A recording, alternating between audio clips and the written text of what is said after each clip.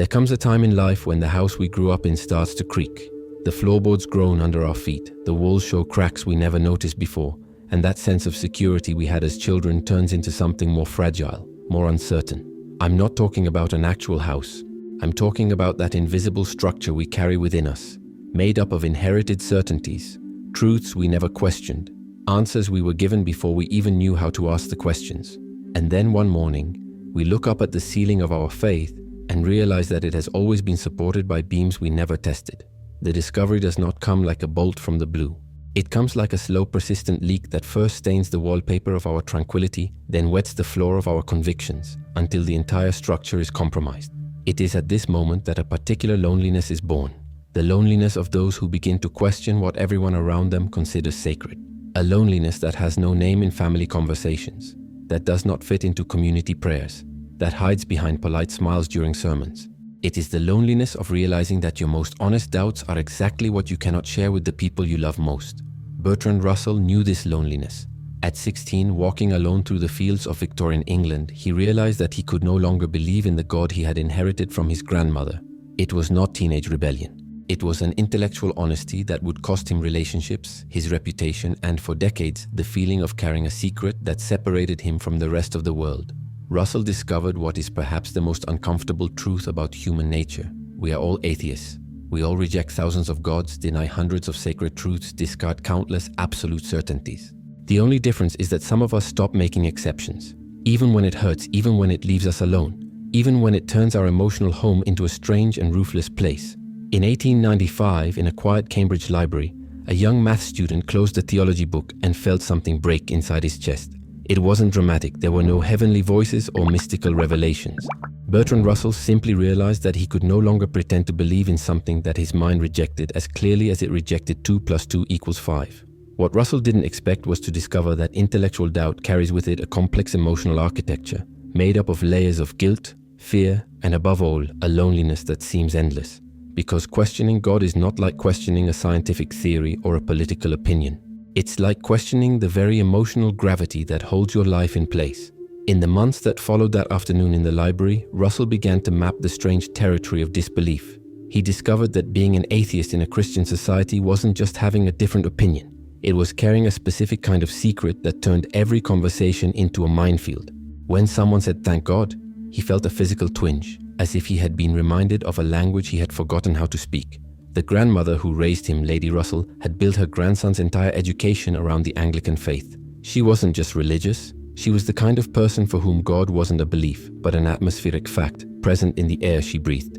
To her, questioning God's existence was as absurd as questioning the existence of her own grandson sitting in front of her. When Russell finally found the courage to confess his doubts, he saw something die in her eyes. It wasn't just disappointment, it was pure terror.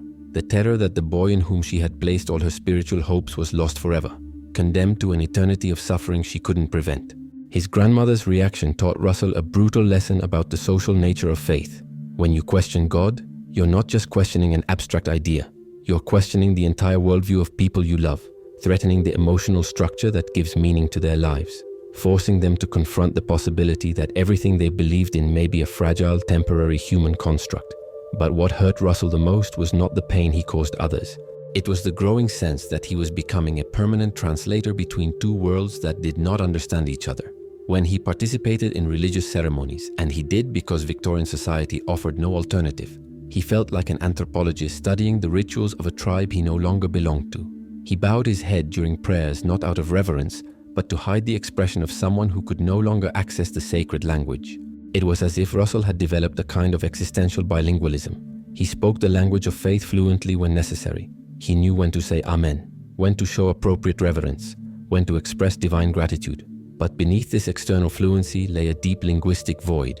Words lost their evocative power. God became just a word, no longer a presence. Prayer became social performance, no longer spiritual communion. Russell discovered that there is a cruel difference between doubting in private and publicly embracing doubt. Doubting in private still allows you to maintain social connections, to remain accepted, to preserve the illusion of belonging.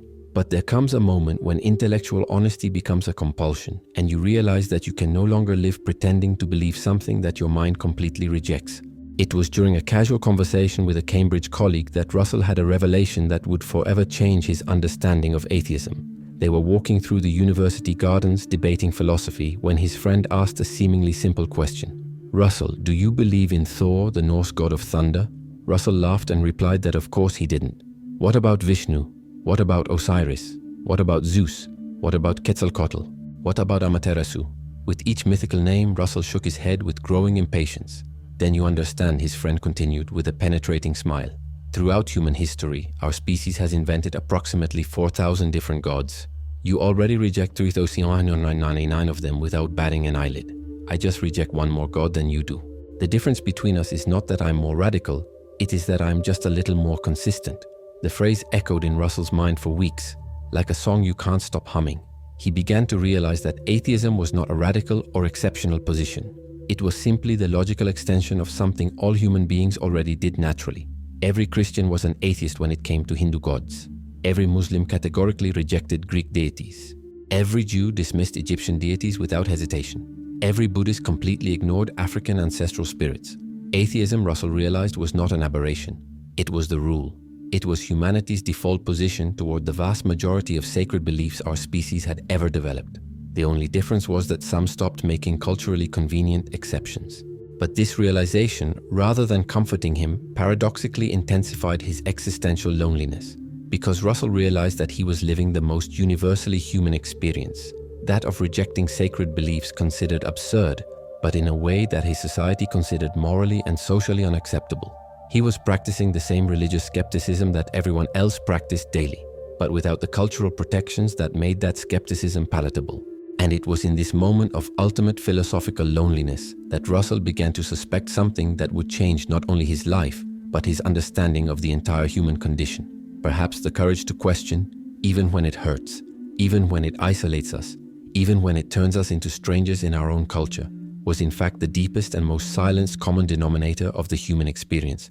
Perhaps everyone in some secret corner of their consciousness carried exactly the same doubts that he had the courage to name. Russell spent the next few years observing a strange phenomenon. The same people who considered him dangerously radical for rejecting Christianity were themselves militant atheists about just about everything else.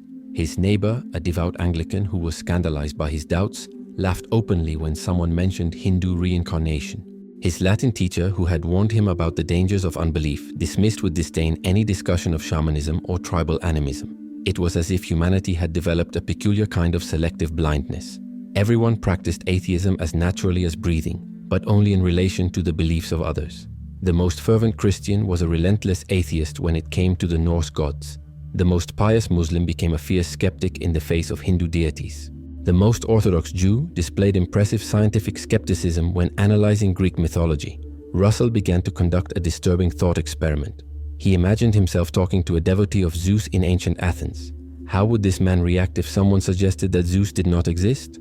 Probably in the same way that Victorian Christians reacted to their own doubts, with shock, indignation, perhaps even terror for the soul of the blasphemer. For that Athenian, Zeus was not mythology. He was as real as the rain that fell on his face during storms. And then Russell realized something that left him both fascinated and disturbed. If he could bring this Greek devotee to the 19th century, the man would automatically become an atheist with regard to Zeus himself, not because he had developed sophisticated philosophical arguments against the existence of gods, but simply because he was born into a different culture. Atheism, Russell realized, was not the result of superior reasoning. It was, for the most part, just an accident of geography and chronology. This raised an uncomfortable question that Russell could not ignore. If people became atheists toward other people's gods simply because they were born in the wrong place and time, what made their faith different? Why would Christianity be more true than the worship of Osiris, other than the fact that they happened to be born in a Christian society rather than in ancient Egypt? Russell began to observe how people defended their beliefs. He found that the arguments were always the same, regardless of religion. Christians said they felt God in their hearts, just as Hindus described their connection to Vishnu. Muslims spoke of miracles in the Quran, just as the ancient Greeks recounted divine interventions by Zeus. Jews cited fulfilled prophecies, following the same pattern that Mithra worshippers used to validate their faith. It was as if there were a universal template for religious experience, an emotional mold that human beings filled with whatever cultural content was available. The intensity of faith was identical, regardless of the object of that faith. The sense of divine connection was the same, no matter which deity was being worshipped. Rational arguments followed similar structures, merely swapping names and specific details. Even more disturbing, Russell realized that he himself had used exactly the same arguments to defend Christianity when he still believed. He had spoken of the feeling of God in his heart.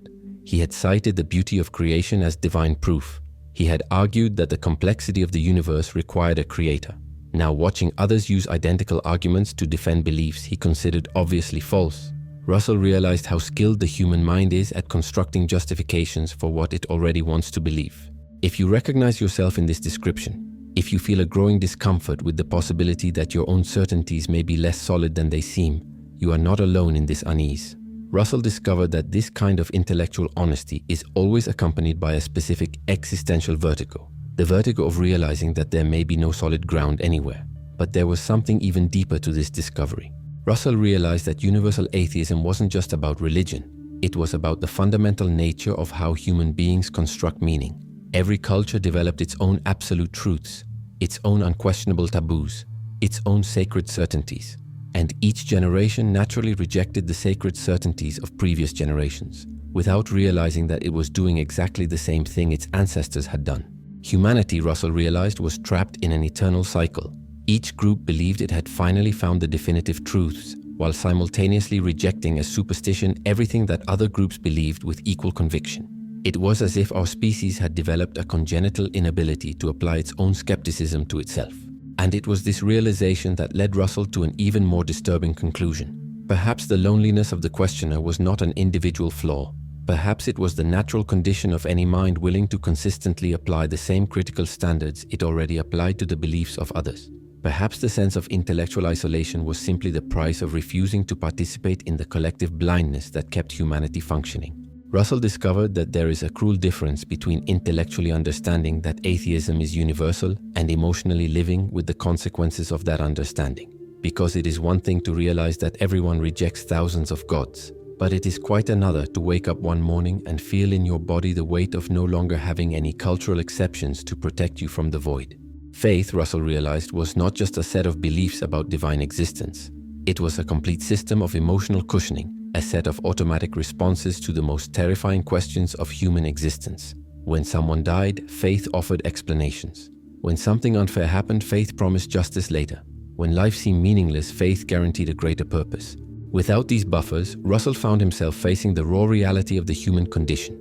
We are conscious creatures lost in a universe that seems profoundly indifferent to our suffering, constructing temporary meanings in an existence that will inevitably end in decay and oblivion. There was no comforting divine plan, no guaranteed cosmic justice, no inherent purpose waiting to be discovered. But the hardest part was not facing these truths in moments of philosophical reflection. The hardest part was carrying this understanding through the small daily crises that punctuate every human life. When Russell became seriously ill in his early 20s, when he had to deal with the death of loved ones, when he faced periods of deep depression, he did not have access to the comforting narratives that sustained others. His Christian friends could surrender to the idea that God had a plan, even when that plan included seemingly meaningless suffering. They could believe that pain served a higher purpose, that losses were temporary, that death was not the real end. Russell had to learn to face suffering without these metaphysical crutches. He had to find ways to make sense of pain that did not depend on promises about invisible realities. This required a specific kind of emotional courage that most people never need to develop. The courage to feel sadness without expecting divine consolation. The courage to face loss without promises of heavenly reunions. The courage to accept injustice without guarantees that it will be compensated in an afterlife. Russell realized that he had traded comfort for honesty, and some days that trade seemed like a terrible bargain, especially when he watched how faith made it easier for other people to deal with the same problems that tormented him. They had ready explanations for suffering, structured hopes for the future, systems of meaning that transformed any negative experience into part of a larger, essentially optimistic narrative. But Russell also discovered something unexpected about living without these emotional protections. When you stop expecting the universe to care about you, when you accept that there are no cosmic guarantees of justice or meaning, you develop a more direct and less mediated relationship with the experience of being alive. Joys become more intense because you don't take them as evidence of divine benevolence. You experience them as small, improbable miracles in an existence that owed you nothing. Relationships take on a different weight because you know they are the only real connections that exist, not preparations for some future eternal communion. The beauty of the world becomes more touching because you see it as accidental, not the result of intentional design. Russell discovered that there is a specific form of gratitude that is only accessible to those who have let go of transcendent expectations. It is the gratitude of those who know they did not deserve to be here, that there was no guarantee that consciousness would emerge from cosmic chaos, that every moment of lucidity and connection is an unlikely accident that could easily never have happened. This gratitude was not directed at any specific entity. It was just a quiet acknowledgement of the statistical improbability of existing, of feeling, of being able to love and be loved in a reality that functions perfectly well without love or purpose. But perhaps Russell's most important discovery was realizing that the emotional price of intellectual honesty was not just individual. It was also, in a strange and unexpected way, deeply social. Because when you stop pretending to have certainties you don't have, when you admit that you're navigating the darkness like everyone else, you become capable of a form of empathy that absolute certainties make impossible. You understand that everyone is improvising, that no one really knows what they are doing, that people cling to their beliefs not because they are stupid, but because the existential terror of not having answers is almost unbearable. And that understanding, Russell discovered, was the beginning of a form of compassion that did not depend on dogma or supernatural promises. In the last years of his life, Russell made a discovery that completely transformed his understanding of the loneliness of the questioner. He was at a conference in London when an elderly woman approached him after his lecture. She had been raised in a conservative Muslim family, she said, but had lost her faith as a teenager. For 60 years, she confessed with tears in her eyes, "I thought I was the only person in the world who pretended to pray so as not to disappoint my parents." Russell realized at that moment that he had spent decades looking for solidarity in the wrong place. He had sought companionship among other avowed atheists, among intellectuals who publicly shared his doubts. But true communion was hidden in the furtive glances during sermons, in the awkward silences when someone spoke of miracles, in the slight hesitations before uttering sacred words that had lost their evocative power. The solidarity of the questioners, Russell realized, was a silent and invisible brotherhood. It existed in the nurse who worked in a Catholic hospital but secretly doubted the existence of the soul. It was present in the catechism teacher who had lost his faith but continued to teach because he needed the job. It lived in the heart of the mother who took her children to church while inwardly wondering if she was passing on well-intentioned lies. These people would never declare themselves atheists. Many would not even admit to themselves the extent of their doubts. But they all carried the same fundamental experience, the experience of questioning sacred truths in a world that punishes questioning, of living between two realities, one external and performative, the other internal and honest. Russell realized that he had profoundly underestimated how many people lived in this liminal space. He had assumed that public displays of faith reflected solid internal convictions, that automatic religious language indicated genuine beliefs, that ritual participation meant real spiritual adherence. But he began to notice the subtle signs. The pastor who spoke about God with technical competence but without the sparkle in the eyes of true believers. The devout woman who quoted Bible verses perfectly but seemed to be reciting a memorized text, not sharing personal revelations. He realized that many people had developed what he might call existential bilingualism, the ability to speak the language of faith fluently while thinking in the language of doubt. They were unwitting translators between two worlds, just as he had been for years. This discovery brought Russell an unexpected kind of peace. He realized that the loneliness of the questioner was real, but not absolute. It was the loneliness of those who cannot publicly share their most honest doubts, but not the loneliness of those who are alone in having those doubts. The difference was subtle but deeply comforting. Russell began to see signs of this secret brotherhood everywhere. In the knowing smile of a colleague when someone made a particularly absurd religious claim, in the relief in people's eyes when he publicly expressed doubts they had been carrying silently, in the way certain conversations changed tone when it became clear that it was safe to speak honestly about spiritual matters. He realized that atheism was not a radical minority position. It was the default experience of any mind that consistently applied the same skepticism it naturally applied to the beliefs of other cultures. Most people simply hadn't found a social environment that made it safe to admit this, even to themselves. But Russell's deepest discovery was realizing that the courage to question, even when it leaves us temporarily alone, is actually what connects us most deeply to the universal human experience. Because questioning inherited truths, facing the possibility that our certainties are illusions, accepting that there may be no definitive answers to the most important questions, these are not experiences of an intellectual elite. They are the most fundamentally human experiences there are. Every human being at some point in their life questions the truths they have been taught. Everyone, even the most devout, has moments of silent doubt. Everyone, even the most convinced, has found themselves pretending to feel a certainty they don't fully feel. The difference isn't between those who question and those who don't. It's between those who have the courage to admit they question and those who prefer to keep their doubts buried. Russell understood that when we admit our most honest doubts, when we stop pretending to have certainties we don't have, when we accept that we are all navigating the same existential darkness, we don't become more isolated. We become more connected. Because honesty about our fundamental ignorance is what makes us genuinely human. In the end, Russell discovered that the loneliness of the questioner was only temporary. It was the price of admission to a deeper form of human companionship, the companionship of those who have accepted that we know nothing for sure, but that this strangely brings us closer together, not further apart. The most radical truth Russell discovered was this: we are all questioners. Some of us just had the courage to admit it out loud. What is the most sacred belief you have never had the courage to question openly? Write it in the comments. If you've made it this far, you've already taken a step beyond most people. You watch the videos. You reflect on each idea. Now the question is, how far do you want to go with this? If you want to take the next step and truly apply this knowledge to your life, the White Rabbit codes are ready for you. The link is in the pinned comment. Remember, success is a decision. The choice is yours. Count on me and follow the White Rabbit.